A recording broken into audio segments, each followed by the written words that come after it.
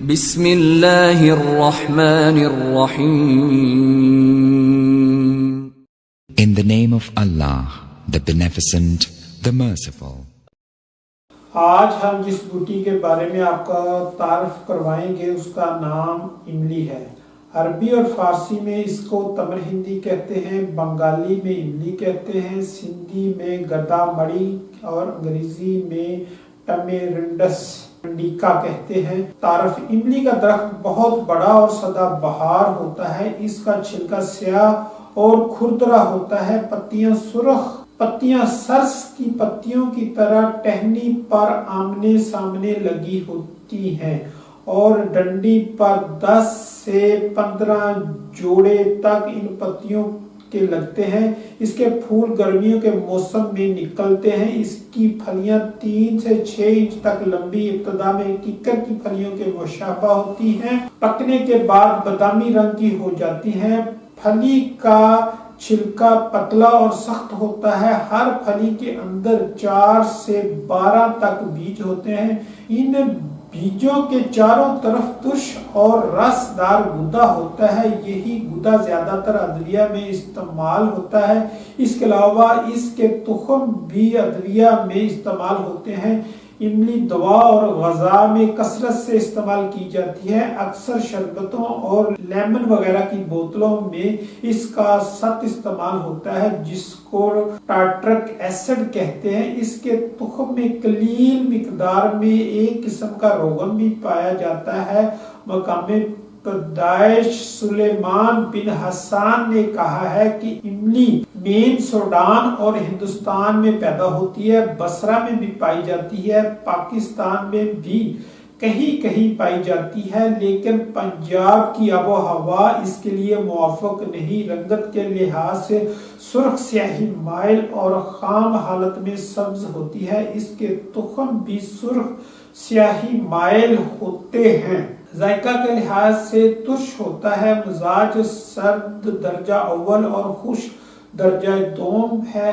مقدار خوراک 20 گرام سے 50 گرام تک. افعال و اثرات کے لحاظ سے خشک سرد یعنی عضلاتی محرک، اعصابی محلل اور گرم مسکن پیدا ہو جاتی ہے اور خلط میں طبیعی اور خالص سودا کی پیدائش بڑھ جاتی ہے. تخم املی کے بھی یہی فوائد ہیں.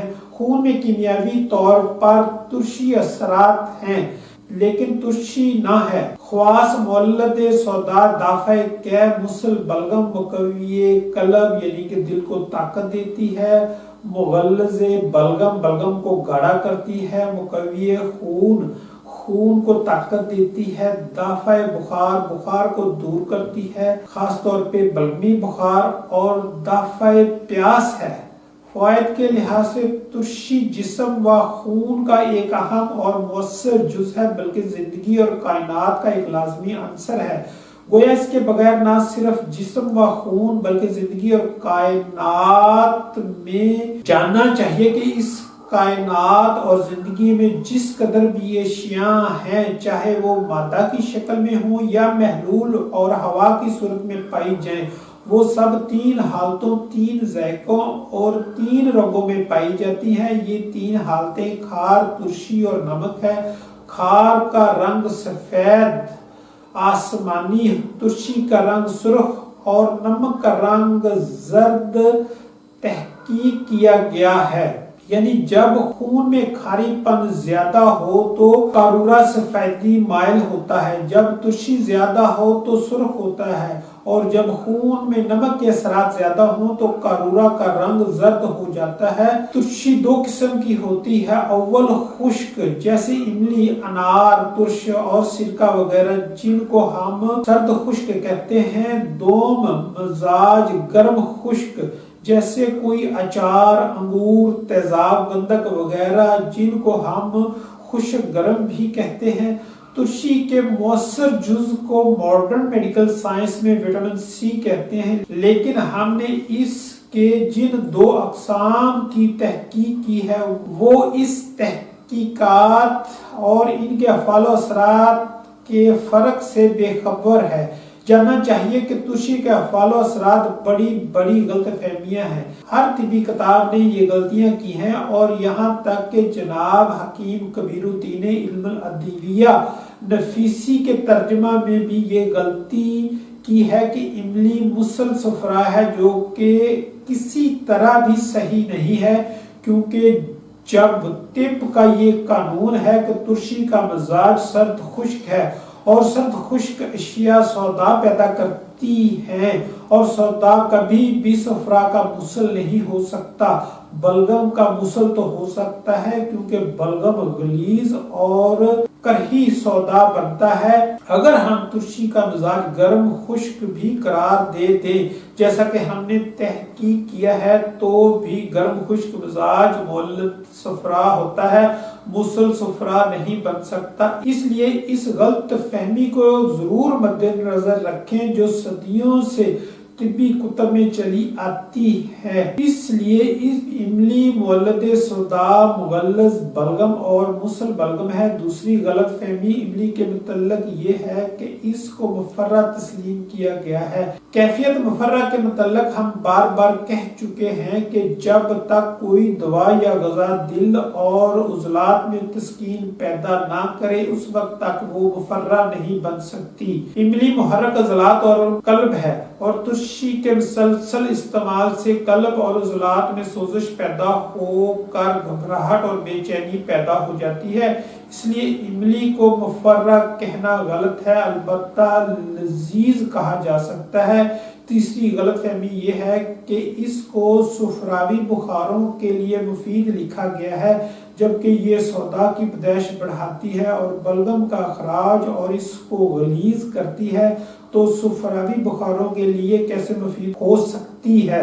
البتہ بلغمی بخاروں کے لیے ضرور مفید ثابت ہو سکتی ہے۔ چوتھی غلط فہمی یہ ہے کہ املی پیاس کو تسکین دیتی ہے، یہ اس لیے کہ اس کو قاطع صفرا تسلیم کیا گیا ہے، لیکن یہ حقیقت ہم لکھ چکے ہیں کہ املی کا قاطع اور مخرج صفرا سے کوئی تعلق نہیں ہے۔ جہاں تک پیاس کا تعلق ہے، وہ بھی کبھی صفرا سے نہیں ہوتی، بلکہ بلغم کی تیزی اعصابی عضلاتی سرد سے لگتی ہے۔ دوسرے الفاظ میں جب جسم میں کھاری پن بڑھ جاتا ہے تو پیاس میں شدت پیدا ہو جاتی ہے۔ یہی وجہ ہے کہ برف کے استعمال سے پیاس بڑھ جاتی ہے۔ اس کا علاج سوزش اعصاب کو ختم کرنا ہے، جو ترشی طبعی سودا سے ختم ہو جاتی ہے، جس کو ہم عضلاتی اعصابی کہتے ہیں، جو ترشی اور املی کا مزاج ہے۔ اس سے دوران خون اعصاب و دماغ میں تیز ہو جاتا ہے، جہاں پر تحلیل ہو کر سوزش اعصاب ختم ہو جاتی ہے اور پیاس بجھ جاتی ہے۔ یہی پیاس کا راز اور علاج ہے۔ عضلاتی محرک ہونے کی وجہ سے یقینی طور پر مقوی قلب اور مقوی معدہ اور مخرج و لزوجت اور بلغم ہے۔ اسی طرح یہ امر بھی ذہن نشین کر لیں کہ بھی جسم میں کھاری اثرات بڑھ جانے کی وجہ سے آتی ہے، جس کا باعث بھی بلغم کا بڑھ جانا ہے، جس کو ہم اعصابی عضلاتی تحریک کہتے ہیں۔ اس کا علاج بھی ترشی کے استعمال سے کیا جا سکتا ہے، اس لیے املی کے میں مفید ہے۔ تخم املی کے افعال و اثرات اور مزاج بھی وہی ہے جو املی کے ہیں، یعنی خشک سرد ہے، لیکن ترشی نہ ہونے کی وجہ سے وہ اپنے فوائد میں بہت کمزور ہے۔ البتہ سوختہ کرنے سے ان میں کچھ قوت پیدا ہو جاتی ہے۔